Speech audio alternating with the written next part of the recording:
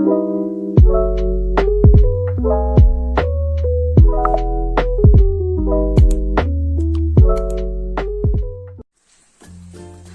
good morning everyone. मैं आपको रोपो जुलाई ना बेबना खरमजरी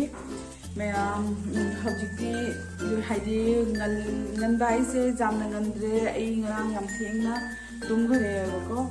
school legi angang gi school ki project pirak pane ko project pirak pai pitrum pi asi doi su moi gi art commission ki garden to bane ko to base ga duga apoi gi di pi ana thalo do su school legi hai ba jama kenoma sema ga piro craft ki kari gi jama to na be gi ko do to na bada angang sina ma tum da bani na ne ko nuthang se ma tum roga ga to roga hona rak bada di nuthang gi punga moram tas tare ba ko to hoi tum bada ado do na si se lik se isa sare khangama ni se sare ado ni si engota gi breakfast ki angang gi bada ge to ni na si school di lan wa do ba gi ke do di school jo ba to do ni mo ren chatui ni ba ado ni engota gi ma se suji ba mi se suji ga sambo gi pizza ge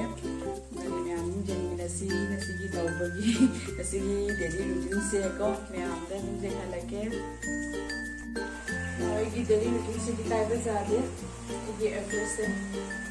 कल तक मैं तो उन लोगों ने बनाई सामने वाले सारे मैं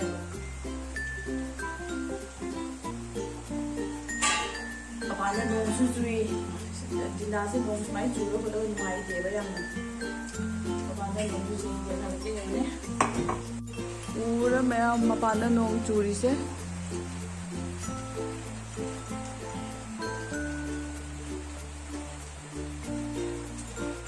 फजना मेक सेंग ना उधर है एड्रेस तो खत्म हो गए तो से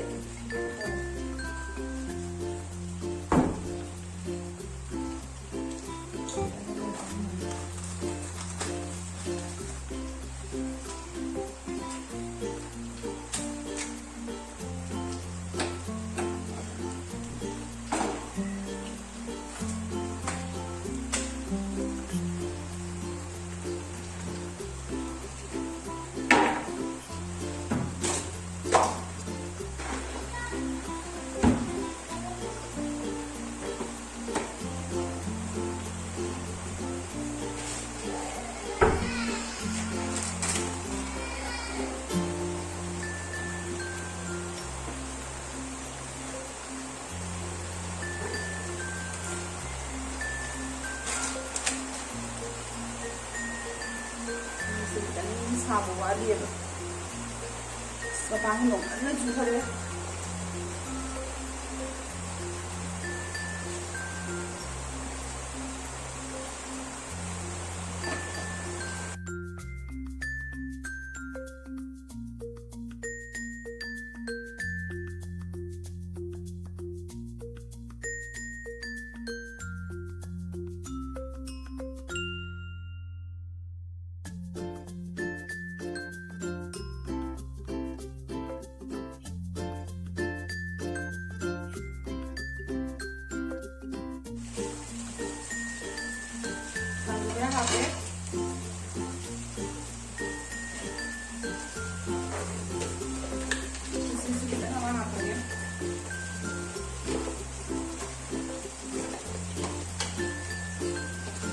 Mai hapus mai pau gitu deh.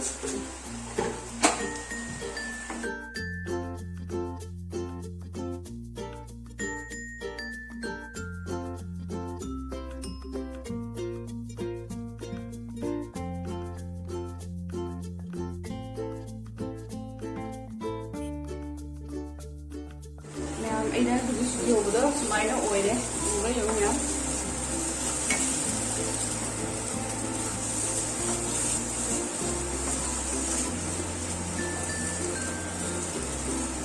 Sini makonnya ngang bahasa su kita tahu tahu apa jai, ini ngang sih. Terus semuanya pasti oile, masalah kore. Ikan pagi morning ki breakfast is semuanya lainnya apa sanggom nggak ada suci nggak tahu lagi. Ikan pagi sih, sanggom sih happy deh.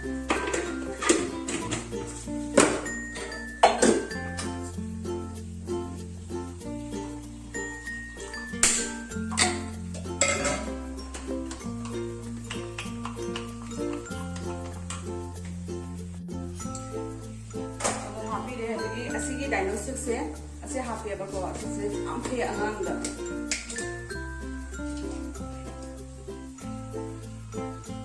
ꯁꯤꯒꯤ ꯁ꯭ꯀꯣꯞꯁꯦ ꯑꯅꯤꯈꯛ ꯍꯥꯞꯄꯦ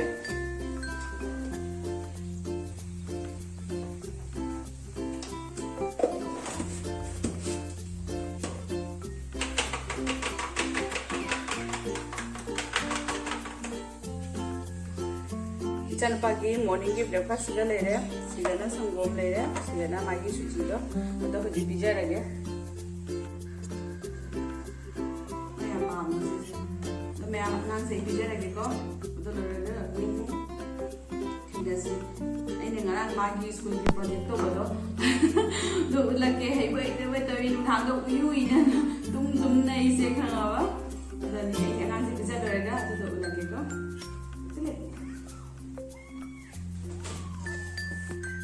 ꯑꯉꯥꯡꯒꯤ ꯄꯤꯖꯕ ꯂꯣꯏꯔꯦ breakfast ꯑꯉꯥꯡ ꯑꯩꯅ ꯍꯥꯏꯕꯗꯣ ꯑꯉꯥꯡꯒꯤ ꯄ꯭ꯔꯣꯖꯦꯛ ꯇꯧꯋꯦ ꯍꯥꯏꯅ ꯍꯥꯏꯕꯗꯣ ꯁꯤꯗ ꯂꯩꯔꯦ ꯑꯗꯨꯝ ꯎꯄꯥꯝꯕꯤ ꯁꯦꯝꯃꯤꯅꯦꯕ ꯑꯩꯁꯦ ꯎꯄꯥꯝꯕꯤ ꯁꯥꯔꯒ ꯇꯧꯔꯤꯅꯤ ꯁꯨꯃꯥꯏꯅ ꯇꯧꯔꯦ ꯁꯤꯁꯦ ꯄꯦꯟꯁꯤꯜꯅ ꯀꯛꯑꯒ ꯇꯧꯔꯒ ꯍꯥꯞꯄꯤꯅꯦꯕ ꯑꯩꯁꯦ ꯁꯨꯃꯥꯏꯅ ꯃꯥꯟꯕ꯭ꯔꯥ ꯃꯥꯟꯗꯕ꯭ꯔꯥ ꯈꯪꯗꯦ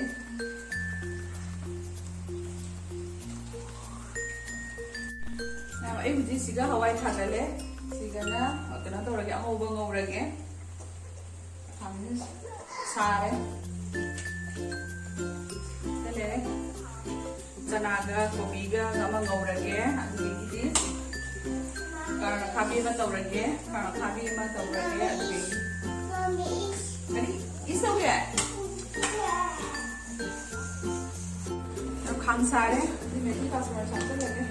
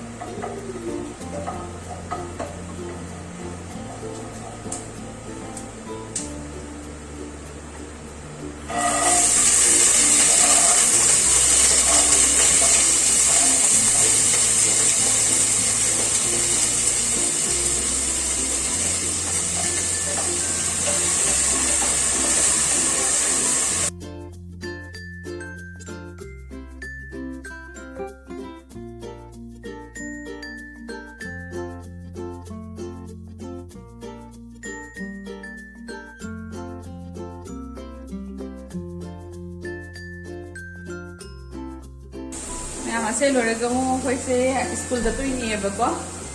ꯀꯩꯅꯣꯗꯤ ꯑꯉꯥꯡꯒꯤ ꯉꯁꯥꯏꯒꯤ ꯑꯩꯅ ꯎꯠꯄꯗꯣ ꯃꯥꯒꯤ ꯄ꯭ꯔꯣꯖꯦꯛꯇꯣ ꯑꯗꯨꯗꯣ ꯄꯤꯔꯝꯃꯅꯤ ꯑꯗꯨ ꯂꯣꯏꯔꯒ ꯑꯗꯨꯗꯒꯤ ꯃꯁꯝꯁꯨ ꯀꯛꯍꯜꯂꯨꯒꯦ ꯄꯨꯔꯨꯒꯦ ꯉꯁꯤꯗꯤ ꯃꯁꯝꯁꯨ ꯁꯥꯡꯕ ꯂꯣꯏꯔꯦ ꯑꯃꯨꯛ ꯀꯛꯇꯕꯁꯦ ꯉꯁꯤ ꯀꯛꯀꯦ ꯍꯌꯦꯡ ꯀꯛꯀꯦ ꯇꯧꯔꯒ ꯑꯗꯨꯝ ꯀꯛꯇꯗꯅꯦ ꯉꯧꯔꯦ ꯉꯧꯕꯁꯦ ꯑꯗꯨ ꯃꯌꯥꯝꯗꯣ ꯃꯊꯪ ꯑꯗꯨꯝ ꯌꯦꯡꯍꯜꯂꯛꯀꯦ ꯃꯊꯦꯜꯗꯣ ꯁꯤꯒ ꯂꯩꯔꯦ ꯂꯣꯏꯖꯔꯦ ꯉꯁꯥꯏ ꯑꯩꯅ ꯇꯧꯖꯕꯗꯣ ꯁꯤꯒ ꯀꯥꯔꯣꯠ ꯑꯈꯥꯕꯤ ꯂꯩꯔꯦ ꯁꯤꯒ ꯆꯅꯥ ꯀꯣꯕꯤ ꯉꯧꯕꯗꯣ ꯍꯋꯥꯏ ꯊꯣꯡꯕ ꯏꯔꯣꯝꯕ ꯈꯤꯇꯪ ꯑꯃꯒ ꯑꯗꯩ ꯄꯥꯄꯔꯒ ꯆꯥꯛꯀ ꯏꯁꯤꯡꯒꯗꯤ ꯁꯤꯒ ꯂꯩꯔꯦ ꯑꯗꯨꯅꯤ ꯃꯌꯥꯝ ꯍꯧꯖꯤꯛ ꯆꯥꯖꯔꯅꯤ ꯆꯥ ꯂꯣꯏꯔꯒ ꯀꯨꯝ ꯊꯦꯡꯅꯔꯁꯤ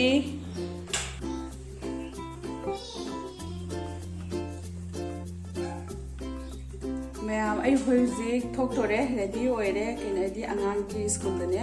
ꯆꯠꯂꯨꯗꯣꯏꯅꯦꯕ ꯃꯥꯒꯤ ꯀꯩꯅꯣꯗꯨꯗ ꯄꯤꯔꯝꯃꯒ ꯑꯗꯨꯝ ꯂꯥꯛꯇꯣꯏꯅꯤ ꯂꯥꯛꯄ ꯍꯥꯏꯁꯦ ꯑꯇꯣꯞꯄ ꯃꯊꯧ ꯑꯃꯅꯤꯈꯛꯁꯨ ꯇꯧꯔꯛꯀꯅꯤ ꯍꯥꯏꯕꯅꯦ ꯑꯗꯨꯗꯨꯅ स्कूल चलूगे रेडी लोरे सुमायना चलनी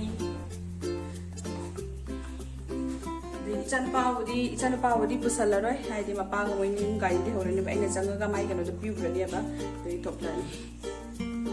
हाय हाय हम द हाय हाय हाय नहीं सूस ऑप्शन नबे मैम अकोय होजि जुबदेगी थोकलेए अदो होजि अहान बदि अंगांग स्कूल दा हाना चंगुरनि बा माइ केनो दो पिरमागा दुइदि अथि केके तोबा माइ अंगांग मसम सुसु सांगबा लोरे कपिरानि मेसिसे अनि मैम अंगांग स्कूल दो अहान बदा अंगांग स्कूल दो दा चलुरगे मैम दा स्कूल बदि मनदा कापा जागदा यावेदि खंदे अदो Ding ding ding ding.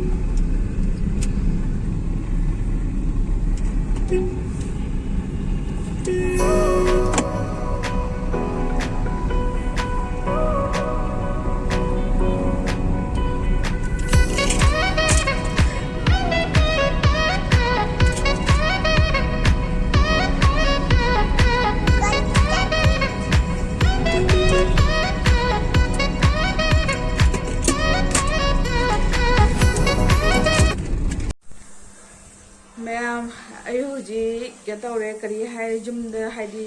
ꯀꯩꯅꯣ ꯇꯧꯔꯦ ꯅꯨꯡꯊꯤꯟꯒꯤ ꯇꯨꯝꯃꯨꯔꯒ ꯍꯧꯒꯠꯂꯦꯕꯀꯣ ꯍꯧꯒꯠꯂꯛꯄ ꯀꯨꯏꯗ꯭ꯔꯤ ꯇꯨꯝꯊꯣꯛꯎꯔꯦ ꯉꯁꯥꯏ ꯑꯉꯥꯡꯒꯤ ꯁ꯭ꯀꯨꯜ ꯂꯣꯏꯔꯒ ꯃꯁꯝ ꯀꯛꯍꯜꯂꯛꯀꯅꯤ ꯀꯩꯀꯩ ꯇꯧꯔꯛꯀꯅꯤ ꯍꯥꯏꯕꯗꯣ ꯃꯁꯝ ꯑꯃꯨꯛ ꯀꯛꯍꯜꯂꯛꯇ꯭ꯔꯦ ꯑꯉꯥꯡꯁꯦ ꯑꯗꯨꯝ ꯇꯨꯝꯊꯣꯛꯈꯤꯗꯅꯅꯦ ꯑꯗꯨꯗꯨꯅ ꯀꯩꯅꯣ ꯇꯧꯗ꯭ꯔꯦ ꯃꯁꯝꯒ ꯀꯛꯍꯜꯂꯛꯇ꯭ꯔꯦ ꯑꯃꯐꯥꯎ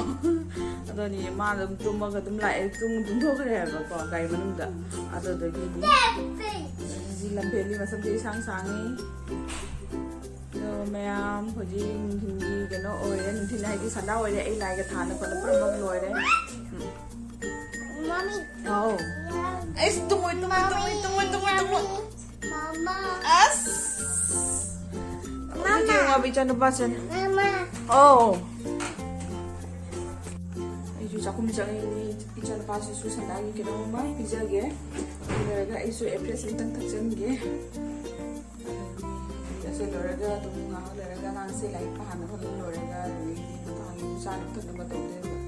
ꯑꯁꯤꯅꯤ ꯑꯩꯒꯤ ꯗꯦꯂꯤ ꯔꯨꯇꯤꯟꯗꯤ ꯑꯗꯣ ꯃꯌꯥꯝꯗ ꯑꯗꯨꯝ ꯌꯦꯡꯃꯤꯟꯅꯁꯤ ꯃꯈꯥ ꯇꯥꯅ ꯑꯃꯨꯛꯀꯣ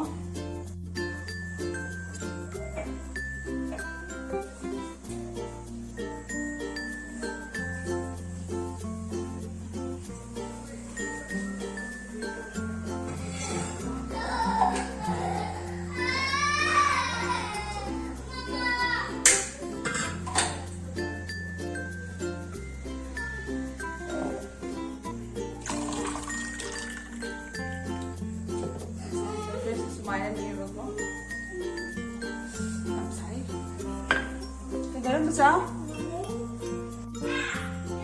Sanagi, sige lang kakiye.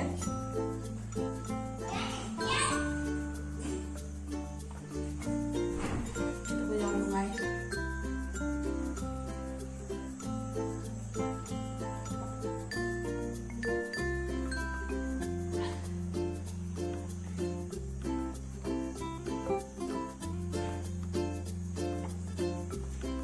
Sumong pitakpa loire adu ngahatang june thonga da ngahatang piruge sandagi wagwe mam sumam challe du sune awai gai du su sun hada thammi adu ba adu sun jeng moi ne ngahatang thuge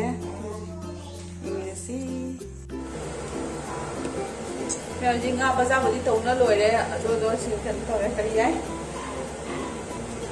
nga su thonga dage adu bi se se khameni ba ko chan ba gro ka sa loai ba ni na Chan ba sa nga mo ba to digi pa khamen baza yang pami khamen baza ma to bi dege nga mo ga su mo san dagi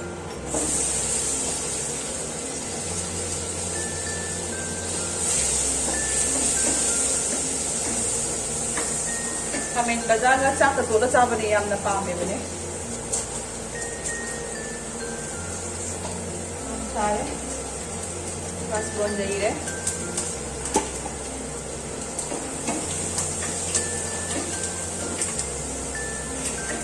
yang thong ade macam tu chale alu ga tomato ga sigana tilau ne morok atek pane adigi di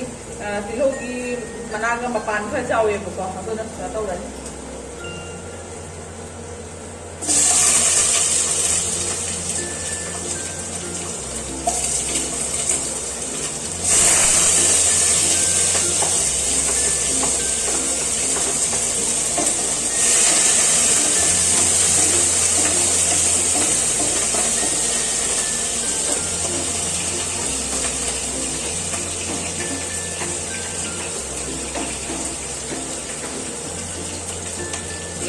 เลยสิเนี่ยมาเทนดิฉันแกหาเป็นเทก็ยาแต่แบบงานเยอะมากทางนี้จะไปอีกมาด้วยนะท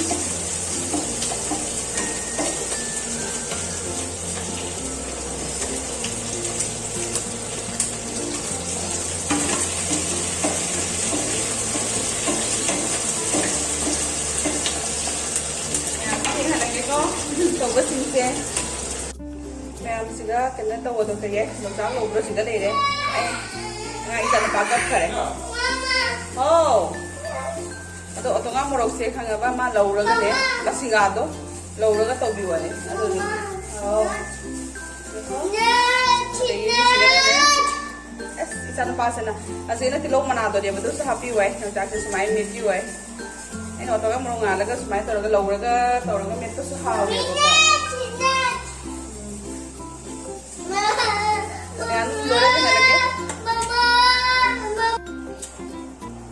सुमाइने मेसले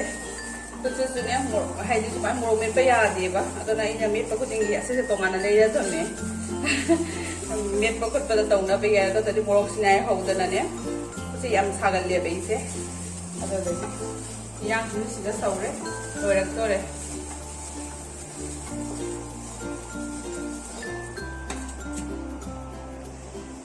Ma'am, ai jai yang thong masih lore, nasi gi mathel je sigala ire, sigana aput ba, sigana nga thong ba aput ba, ada ini amet pi, ada ini kamen baza sih deh, ai janu pagi ni na ada, nasi gi nungdang gi mathel je, ase sena oina taure.